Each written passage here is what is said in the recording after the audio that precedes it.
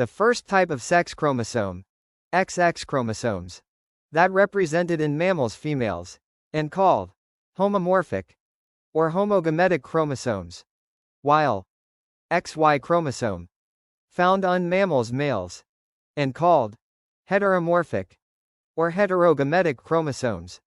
Therefore, Y chromosome, responsible for maleness determination in mammals, as mentioned inside slide.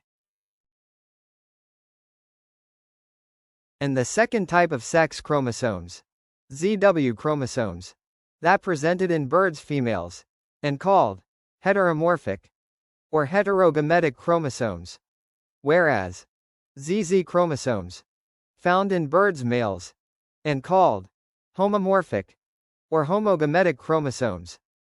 Therefore, birds' sex chromosomes are an opposite of mammal sex chromosomes, as mentioned inside slide.